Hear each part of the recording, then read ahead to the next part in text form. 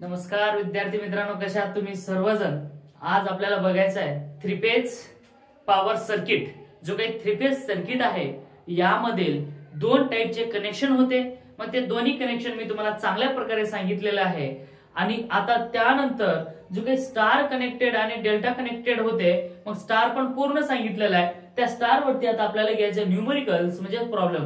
अशा टाइपचे questions JEE मध्ये किंवा फिजिक्स मध्ये किंवा जर तुम्ही MSBT मध्ये शिकत असाल आणि त्या ठिकाणी इलेक्ट्रिकल ब्रांच जर असेल आणि त्या इलेक्ट्रिकल ब्रांच मध्ये इलेक्ट्रिकल सर्किट अँड नेटवर्क या नावाचा एक सब्जेक्ट आहे आणि त्या सब्जेक्ट मध्ये या टाइपचे क्वेश्चन येत असतात। इंजिनिअरिंग मध्ये शिकत असाल तर इंजिनिअरिंग मध्ये बेसिक इलेक्ट्रिकल या सब्जेक्ट मध्ये तुम्हाला या टाइपचे क्वेश्चन बघायला भेटतात। मग हे क्वेश्चन कसे समजून घ्यायचे आणि कशा प्रकारे सॉल्व्ह करायचे मी तुमच्यासाठी घेऊन आलोय, तर तुम्ही शेवटपर्यंत व्हिडिओ बघा अशी मी आशा करतो। आणि आजच्या लेक्चरला आपल्याला चालू करायचे। चला तर बघा, मग आपल्याला काय क्वेश्चन बघा काय म्हटलंय।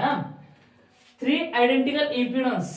आता इम्पिडन्स म्हणजे काय तुम्हाला माहितीच आहे, बरोबर। इम्पिडन्स कधी असतात? लोड वरती। ओके, मग तीन इम्पिडन्स आहेत, त्यानंतर काय त्यांची व्हॅल्यू दिली आहे तीन आयडेंटिकल म्हणजे काय सारखे आहेत, तीन आहेत, each of 6 plus j8 ohm. म्हणजे तिन्ही जगे इम्पिडन्स आहेत ते सारखेच आहेत आणि सेम आहेत। ओके, म्हणजे सर्किट आपली बॅलन्स आहे। ओके, त्यानंतर बघा are connected in star across three phase 400 volt. आणि यानंतर बघा जो काही सिस्टीम आहे, जो काही कनेक्शन आहे तो कनेक्शन स्टार कनेक्टेड आहे। ओके, आणि त्यानंतर तिला जो काही व्होल्टेज आहे तो किती आहे?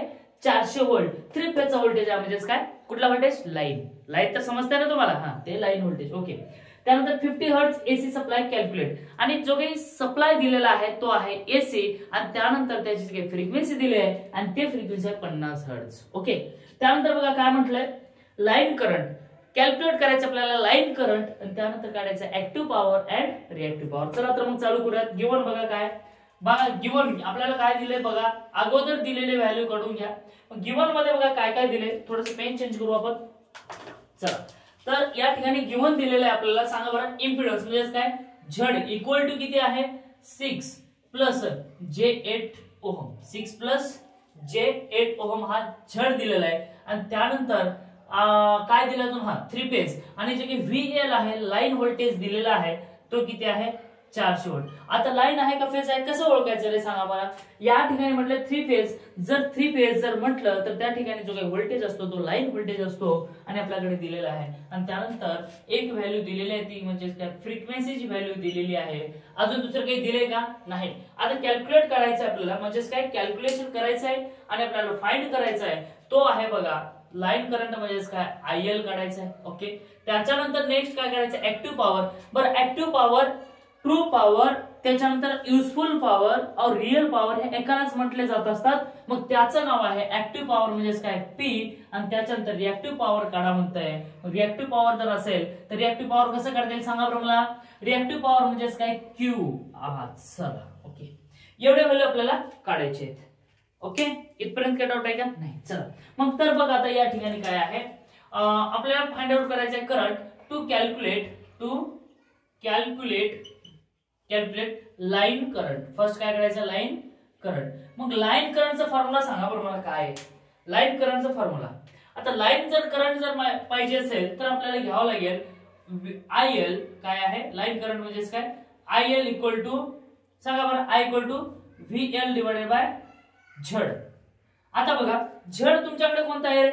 झड कोणता आहे सांगा मला। झड तर तुम्हाला एका फेजचं दिले ना, तीन फेजचं दिले का? नाही। तर काय? पर फेज। मग तुम्हाला लाईन करंट काढण्या अगोदर फेज करंट काढावं लागेल। काय काढावं लागेल तुम्हाला? Phase current. आणि स्टार मध्ये तर phase current equal to line current असेल। स्टार मध्ये काय? Phase current equal to line current आहे। मग बघा या ठिकाणी आपल्याला काय करावं लागेल? Phase current, because of Z आहे आपल्याकडे फेजचा म्हणून आपल्याला काढावं लागेल फेज करंट। मग आता फेज करंटचा फॉर्म्युला काय सांगा बरं मला। IPH equal to VPH divided by ZPH। Okay, मग या ठिकाणी तुम्हाला फेज व्होल्टेज दिले का रे? फेज व्होल्टेज दिले का? नाही। कुठला व्होल्टेज दिलाय? Line voltage. कुठे दिले बघा? VL दिले। मग त्याला कन्वर्ट करावं लागेल तुम्हाला कशामध्ये? कशामध्ये करावं लागेल तुम्हाला? आता फेज व्होल्टेज मध्ये। मग फेज व्होल्टेज मध्ये कन्वर्ट जर करायचं असेल तर फॉर्म्युला मला सांगा बरं। VPH इक्वल टू शिकवले मी तुम्हाला काय आहे? VL divided bye √3 3. मग तुमच्याकडे व्हॅल्यू आहेत का नाही व्हीपीएच करण्यासाठी? आहेत. व्हीएल किती आहे सांगा बरं मला. व्हीएल हा किती आहे 400 डिवाइडेड बाय √3 करा म्हणजे आपल्याला भेटून जाईल काय किती येते सांगा बरं मला. 400 डिवाइडेड बाय √3 जर केलं तर आपल्याला व्हॅल्यू किती येते सांगा बरं लवकर सांगा. 230.94 किती आलं रे 230.94 230.94 व्होल्ट. मग हे कोणता आला व्हीपीएच. मग आता तुम्हाला आयपीएच काढता येतं की नाही? ओके काढता येत असतो. मग सांगा बरं मला आता आपल्याला काढायचं काय आयपीएच काढायचं आहे. IPH equal to VPH divided by ZPH okay. आता इथं आहे बघा गोंधळ. आता गोंधळ कसा आहे चला गोंधळ मी तुम्हाला अगोदर हे सांगण्याच्या अगोदर सांगत नाही हे झाल्यानंतर सांगतो. व्हीपीएच चा व्होल्टेज किती सांगा बरं मला 230.94 आणि झड किती आहे रे झड 6 प्लस J8. अच्छा अभी तो मजा आएगा. बघा जर तुम्हाला या ठिकाणी डिवायडेशन जर करायचं असेल तर हा पोलार फॉर्म आहे. मग तुम्हाला कन्वर्ट कशामध्ये करावं लागेल सॉरी हा आहे रेक्टेंग्युलर फॉर्म. तुम्हाला कशामध्ये करावं लागेल पोलार फॉर्म मध्ये.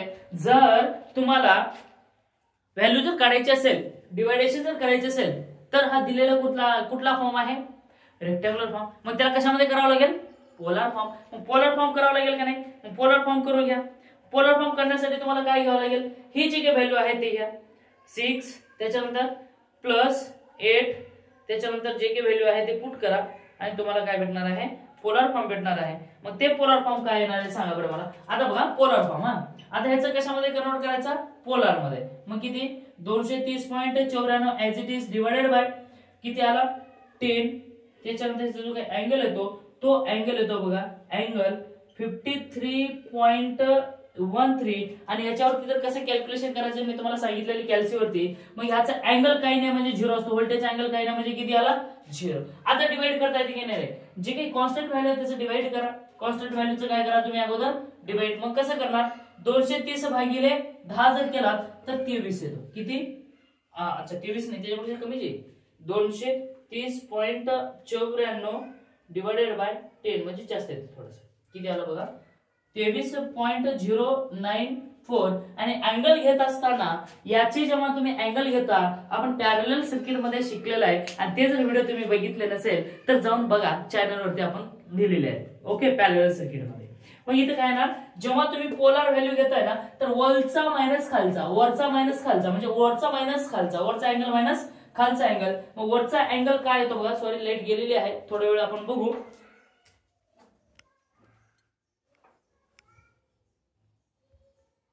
चला काही प्रॉब्लेम नाही दिसू लागले थोडंसं ऍडजस्ट करून घ्या. जेव्हा वरचा मायनस खालचा घेतो तर किती येणार बघा 0 - 53 म्हणजे किती येणार 0 - 53.13 डिग्री म्हणजे यालाच तुम्ही 23.094 आणि अँगल -53.13 हे घेऊ शकता की नाही. मग हे आलं काय तुमचं सांगा बरं मला आयपीएच आलं का नाही काय आला आयपीएच म्हणजेच काय phase. But in star connection काय येणार बघा बट इन स्टार कनेक्शन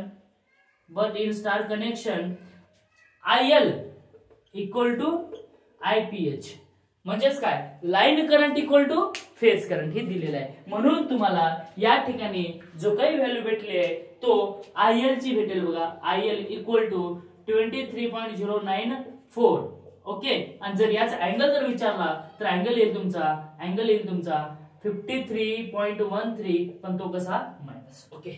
त्यानंतर नेक्स्ट काढायला काय सांगितलं रे नेक्स्ट काय सांगितलं मला सांगा बरं काढायला पॉवर सांगितलंय पण कोणता पॉवर रे active power P equal to VI cos phi आहे VI cos phi. पण हे कोणता आहे सांगा बरं मला सिंगल फेज कोणता आहे हा सिंगल फेज आहे. जर आपल्याला 3 फेज काढायचं असेल तर 3 फेज सुद्धा आपल्याला काढता येत असतो आणि 3 फेज मध्ये तुम्हाला लाईन व्होल्टेज माहिती आहे लाईन करंट माहिती आहे. तर या ठिकाणी जो काही पॉवर भेटणार आहे तुम्हाला 3 फेज चे घ्यायचं आहे √3 × VL IL cos phi. ही व्हॅल्यू आहे का नाही आहे ना व्हॅल्यू. मग ही व्हॅल्यू आहे तर आपल्याला सगळं माहिती आहे तर याच्यात पुटा बरं √3 × VL किती आहे 400 बघा या ठिकाणी दिले ना VL किती आहे 400. IL किती आले सांगा बरं मला 23.094 आणि त्यानंतर कॉस आणि फायची व्हॅल्यू म्हणजे या ठिकाणी अँगलची व्हॅल्यू दिलेली आहे, तो अँगलची व्हॅल्यू किती आहे सांगा बरं मला. 53 किती आहे 53.13 म्हणजे काय मायनस आहे. ओके, मग जो काही पॉवर आलाय तो पॉवर सांगा फटाफट सांगा. आधी कॅल्क्युलेशन करत नाही कारण लाईट गेलेली आहे, त्यामुळे आपल्याला थोडंसं अडचण येऊ शकते, त्यासाठी मी डायरेक्ट घेतो. तर पॉवर येतो बघा तुमचा 9,700 किती 9,700.0225 मग याला काय तुमचा वॅट मध्ये, हे कशामध्ये आला वॅट मध्ये. त्याच्यानंतर रिएक्टिव्ह पॉवर, आता काय करायचं तुम्हाला रिएक्टिव्ह पॉवर म्हणजेच काय क्यू. मग क्यू ची व्हॅल्यू काय येणार सांगा. क्यू इक्वल टू काय येणार सांगा फटाफट सांगा. क्यू ची व्हॅल्यू क्यू ची व्हॅल्यू मग काय √3 लाईनचं काढायचं म्हणून VL IL. ओके, लाईट आलेली आहे, धन्यवाद. चला VL IL त्याच्यानंतर आहे साइन फाय. काय आहे साइन फाय. या ठिकाणी तुम्हाला व्हॅल्यू काढता येते की नाही रे, काढता येते की नाही बरं. हा चला व्हॅल्यू पुट करा बरं. ह्याची व्हॅल्यू कसं पुट करणार, तुमच्याकडे सगळंच आहे, तुमच्याकडे आहे ना √3 आहे, त्याच्यानंतर VL सुद्धा दिलेलं आहे, किती आहे 400 या ठिकाणी दिले. त्यानंतर लाईन करंट सुद्धा दिले. लाईन करंट आणि फेज करंट सारखंच असतो स्टार मध्ये. मग या ठिकाणी आपल्याला लाईन करंट आलेली आहे, किती आहे 23.094 93.094 आहे ना रे.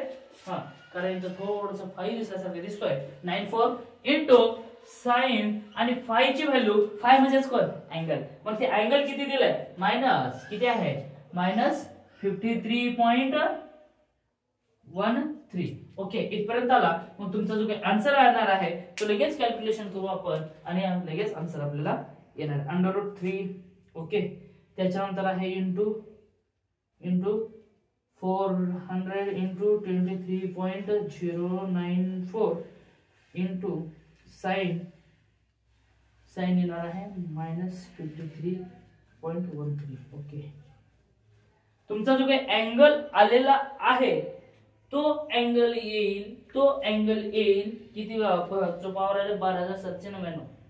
ओके, 12,799 आलेला आहे. किती आहे 12,799.97 हा तुमचा आलाय काय क्यू. पण या ठिकाणी मायनस येईल, कारण रिएक्टिव्ह पॉवर हा मायनस मध्येच असतो ना. रिएक्टिव्ह पॉवर म्हणजेच काय मायनस. मग ते मायनस आपल्याला घ्यायची गरज नाही. मग हे किती आला तुमचा बरं. ह्याचा युनिट सांगा मला, काय युनिट काय व्होल्ट एम्पियर रिएक्टिव्ह. म्हणजे तुम्हाला सगळे व्हॅल्यू भेटले की नाही, सगळे व्हॅल्यू भेटले की नाही सांगा बरं मला. बघा या ठिकाणी आपल्याला काढायला सांगितलं होतं लाईन करंट. मग ती लाईन करंट आपली आलेली आहे 23.094. त्याच्यानंतर ऍक्टिव्ह पॉवर आला, ऍक्टिव्ह पॉवर किती 9,700.02 वॅट. त्याच्यानंतर रिएक्टिव्ह पॉवर सुद्धा आला किती आहे. अशा प्रकारचे क्वेश्चन आपल्याला MSBT एक्झाम मध्ये विचारले जात असतात. जर व्हिडिओ आवडला असेल तर लाईक करा, शेअर करा आणि सबस्क्राईब करायला मात्र विसरू नका. Thank you, take care. आणि मला एक सांगायचंय, कमेंट करत नाही तुम्ही, कमेंट करत चला. जे काही डाऊट आहे ते मी क्लिअर करण्याचा प्रयत्न करत असतो, तर तुम्ही कमेंट करायला मात्र विसरू नका. Thank you, take care, bye bye, all the best.